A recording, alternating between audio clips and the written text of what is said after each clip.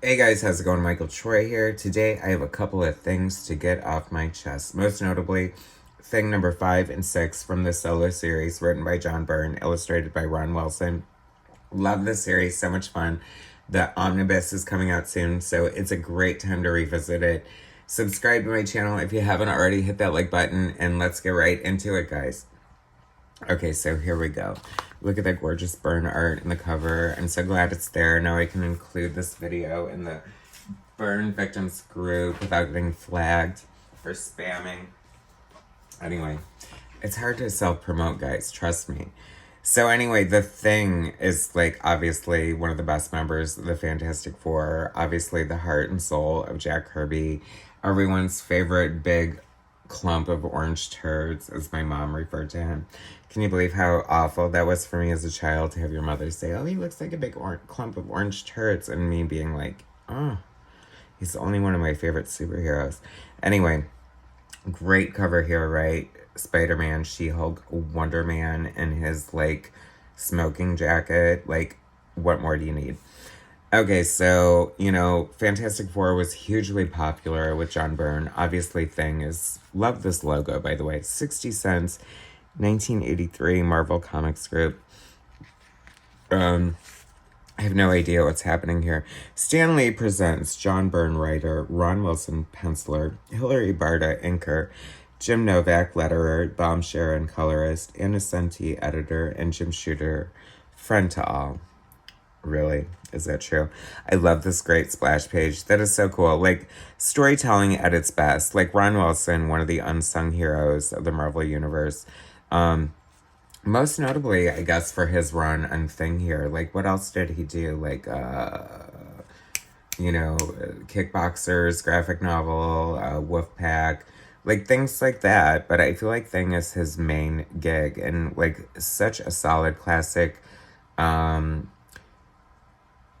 superhero Marvel style comic book storyteller, which I think works very well with a book like the Fantastic Four. Hilary Barta's inks are like fat, juicy, black, solid, like very reminiscent of like Joe Sinnott. I definitely associate Hilary Barta a lot with like humor books like What the and things like that. But this is fun. I mean, this is just very straightforward. I remember not being like totally blown away by Ron Wilson when I was younger. See a lot of Kirby influence here, which is obviously for the best. But now, as I'm older, my tastes have matured and grown. I always kind of loved the art for the Solar Fox. I had whatever horrible, like, cheap video game that must have been, right? Great sound effects. What a great panel. Like, come on, Kirby realness here, right, guys? Like, that, I think that's the beauty in Ron Wilson's art. It's his sort of reverence and appreciation for classic comic book storytelling. And it's still pretty dynamic, because this is pre-image. This is limited printing capability. If this were a modern comic book, Thing would absolutely be exploding outside of the panel border. But the printing limitations, and I say that, yet this goes to the edge. But, it's sort of like you stayed within your safety zone of printing here, or else risk art and, words potentially being cut off the page. Wonder Man, I love Wonder Man. Like, he is such a great character. Simon Williams. He definitely deserves his own Marvel show or like spotlight in the Marvel Cinematic Universe. I think it lends itself very well. Like, I feel like he's one of those concepts who sort of catch up with the times and the fact that he was an actor. So it's like he's an actor and a superhero, and that's kind of fun. And ridiculous costume, right? Potentially designed by George Perez. I don't know. Always loved it. Always loved Wonder Man. Fun She-Hulk here. I mean, who doesn't love She-Hulk? She's, I don't know, did she get canceled, her show? I think it did get canceled. I enjoyed it, you know what I mean? I feel like the problems people had with it weren't the real problems in way of success of the show. I think the only problem was the writing needed to be amped up a little bit more. It needed to have a little bit of a more biting humor, a specific sarcastic voice, just someone like biting and humorous and sardonic. I don't know where they could find somebody like that. Oh, me, yeah. Okay, so if you want season 2 of She-Hulk, call me. I'll write it. Look at this gorgeous art. I love it so much. Like, this is like the effects you were getting in the 80s comic book art before Photoshop and computer coloring, computer lettering. So all this is done on boards, which gives me huge appreciation for it. What a dynamic figure exploding off the page like that. Ridiculous anatomy, foreshortening, and proportions. I just love it so much. Wow, Ron Wilson. I cannot wait for this thing omnibus to come out. I might have to get it. It's collecting this entire thing series, which is amazing. No annuals, which I was very surprised, especially with John Byrne as the writer. Like, during his runs, he always at least wrote, if not drew, the annuals. And just, I guess, how long did this book go on? Like 30, I don't know, maybe 50 issues, and maybe not quite. That'd be a lot for an omnibus, right? I don't know.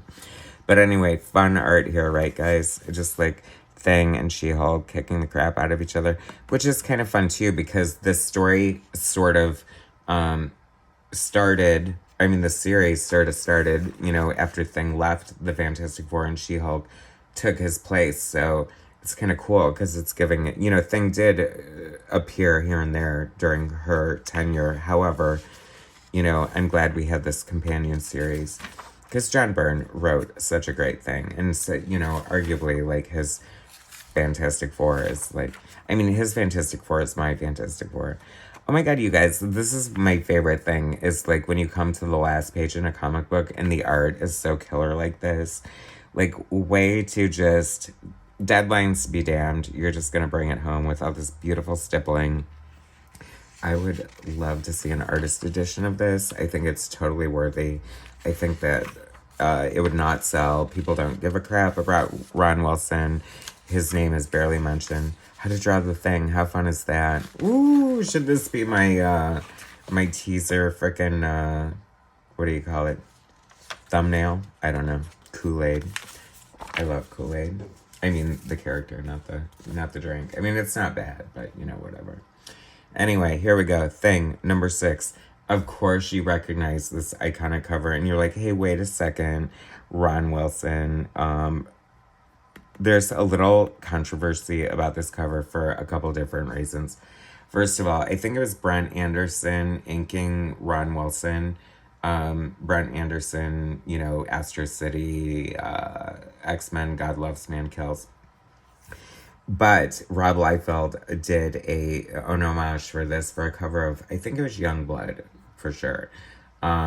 Which was like quite an amazing homage, like totally one of his better homages, totally worthy, especially since Thing was clearly the inspiration for Bedrock, if you know what I mean. So that's why you might be recognizing this cover if you're a younger person watching this channel. If you're my age, then you know what it's all about. Here we go. John Byrne, writer. Ron Wilson, penciler. Hilary Barta, inker. Rick Parker, letterer. Love Rick Parker's lettering. Really stood out. Lettering Todd McFarlane's Spider-Man. Bob Sharon, colorist. Anna Senti, editor. Jim Shooter, Overmind. I mean, it's a murderer's row, fellas. Stanley presents Mindscape. Love the lettering there. That is so cool. Great splash page. Awesome use of negative space. So cool. See, this is like, once again, like, I feel like I came into this and I was just like, there for the ride. You know, it's John Byrne's attached, so of course I'm there. But a little less excited. Like, I would have liked, you know, John Byrne's art more at the time. But now I have such a new appreciation for it. It's gorgeous, classic, Marvel house style. We're getting great splash pages like this and just giving so much action and energy. I love the Puppet Master. He looks so on point. Dr. Doom. Great splash page there. That's like pretty artistic for, you know, someone kind of entrenched in a Marvel house style of storytelling. And this is a little more esoteric issue here going on. And Ron Wilson, I don't know, was probably grateful. Not a lot of backgrounds. That is fun there. I mean, Puppet Master is so creepy, right? Like, total, like, can't even say. Just like creepster. Saturday morning lineup, beautiful right there. Thundar the Barbarian. If only, is there a Thundar comic book? There needs to be. Look at that. I actually, like, this is an amazing page for a couple of different reasons. Once speaking to Rick Parker's lettering, I don't know if it was his decision or John Byrne's decision. Interesting to wonder. To, like, this really wasn't seen that much at the time, like, having, like, white lettering on a black background like that. I feel like that was pretty innovative. And also noteworthy is the fact that this is basically a direct replica of the cover. And I kind of love that about classic comic books, is when either, you know, the cover is, like, just sort of, you know, summing up the story, or it's a direct scene from the story. Is always kind of fun, right? A lot of blacks going on here. John Byrne was like, oh, you're having a deadline, Ron Wilson? I'm gonna do you a solid and give you an Alpha Flight number 6 or an Alpha Flight number 3 and give you several pages of black panels with no backgrounds. Feel me? Marvel makes the magic, the New Defenders. That art is beautiful. I love that. I really was a huge fan of the New Defenders, especially during this period. Hopefully it's coming up in my collection soon. Wow. Great storytelling there. This is like here's the test and truth. And I feel like why my videos are still successful, even though I focus on the art and not necessarily do deep dives on the story, is that any comic book art worth its salt, you can look at the page and kind of know what's going on without reading any of the dialogue. And I feel like the emotional impact and the storytelling is so deep within this page that it just brings a lot. Don't you guys agree? Anyway, I know you're fans of, oh my God, what the F, right? And then I don't expect this. Like, a 2-page spread in a comic book is, like, gotta be probably one of the most intimidating things for a comic book artist, and it has to be one of the most rewarding things as a fan. I mean, arguably, they're not economic in the fact that they only advance the story one panel. However, if a picture is worth 1,000 words, isn't that worth the price of admission alone? It's great. Ariel, 1-point perspective. I'm like in awe. Beautiful. Love this. What a great panel there. Assistant Editors Month. If you know, you know. Great silhouettes. Like, am I like totally rethinking this man, this monster? What's happening here?